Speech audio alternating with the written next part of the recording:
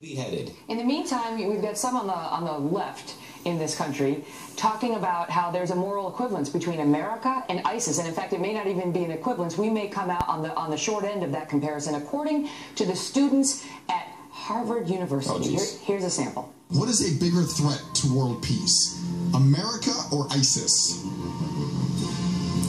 To world peace? Oh, America.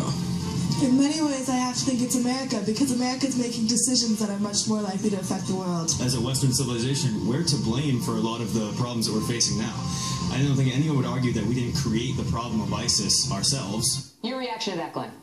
I mean, I am in Dallas, so I might have the 24-hour Ebola because I think blood just got shot out of my eyes just a little bit.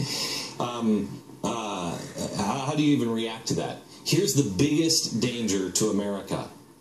An uneducated citizenry. I can guarantee you, in fact, we have asked, you go and ask some of these geniuses, who's Charles Lindbergh? Who is he?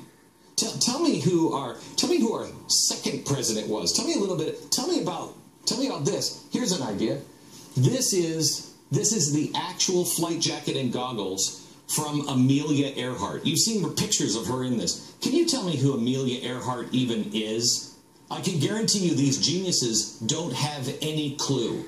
We are going off the rails because we don't know our own history. Well, now what we hear more and more is that, you know, not just from the folks at Harvard, but that America is to blame. I mean, I did this long interview with Ward Churchill, who gave us a window into how these professors feel. And it's that America deserves what it's getting, and that we're not doing anything, ISIS isn't doing anything to us that we haven't done 10 times over to them. And this was espoused in a way by a very popular American actor, Ben Affleck, who went on with Bill Maher the other night. Here's a sample. What is your solution? What is your answer? The solution is very much we've killed more Muslims than they've killed us by an awful lot. We've invaded more Muslims. I'm not from more an awful lot. And yet somehow we're exempted from these things because they're not really a reflection of what we believe in. We did by accident. That's why we invaded Iraq and put 4 million euros. We're not convincing it.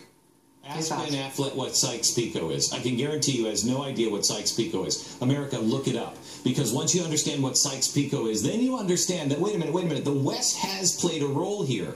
But we can correct it if we recognize the history of the Middle East. Now, that's different than I'm going to behead you because I believe Allah is telling me to do it.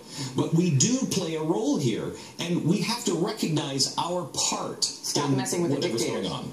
Pardon me? Stop messing with the dictators. Stop messing with the dictators. Stop propping up dictators. Stop telling people how to live their life. I saw that with Bill Maher. I've been trying to get Bill Maher on my show. I won't go on his show. He's been trying to get me on his show, and I won't go on because he's doing a show. He just wants applause. He wants the conflict. The time for conflict, Megan, is over.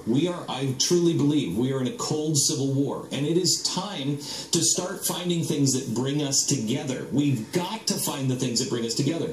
Bill Maher is talking about Muslims in the Middle East, and he's right. Statistically, he is right on much of what he says. However, he always follows it with, but all religious people are stupid. Right.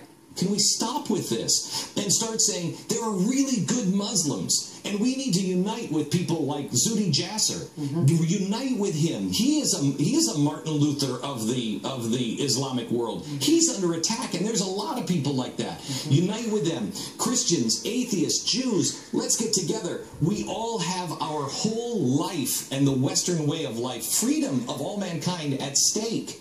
We agree on much more than we disagree. We have to come together. Glenn Beck says that there is a civil Cold War, and he is well on his way to solving it, starting with that sweater. It's getting warmer by the minute. Glenn, it's great to see you. Good to see you. Thank you so much. All of us, sir. God bless.